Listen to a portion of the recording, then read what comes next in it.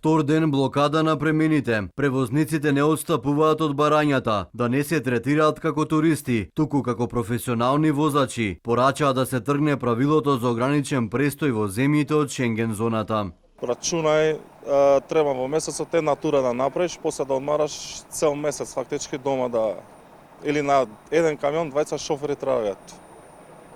Фирмите ќе бидат од загуба. Многу проблеми доаѓаат тука. Нема доволно возачи за тоа. Сега со ЕЕЦ системот, самиот систем ќе ги сврла деновите и ќе не можеме воопшто да влезиме во ова. Исто така, доста возачи се притворени горе, се не третираат едноставно како избеглици.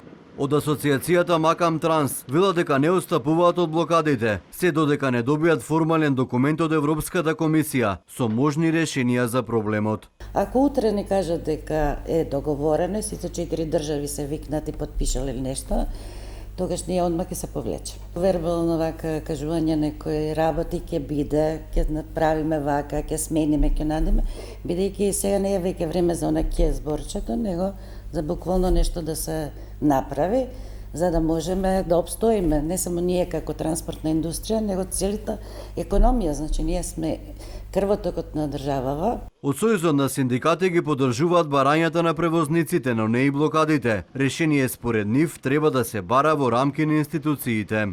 Меѓутоа, нашиот став како Стопанска комора е дека решението на ова прашање треба да се бара институционално, затоа што блокадите, односно целосно затварање на протокот на стоки во моментов, доведува до многу големи економски последици не само за нашата економија, туку и за сите економија Западен Балкан кои што се потпаѓа, да речам, под ова блокада. Проценките се дека економиите на Западен Балкан трпат директна штета од околу 100 милиони евра дневно, само врз основа на извоз на стоки. Додека превозниците блокираат, стигаат најави за запирање на меѓународниот автобуски сообраќај. Од Асоциацијата на автобуски превозници Исток алармираат дека новиот начин евиденција во Шенген зоната сериозно го отежнува нивното работење. Ако не се најде поволно решение, ќе се приклучат на камионџиите. Од Европската комисија пак со искрен надеж за превозниците посочија дека прашањето ќе се разгледува во рамки на новата визна стратегија, но засега не се предвидува суспензија или одложување на системот.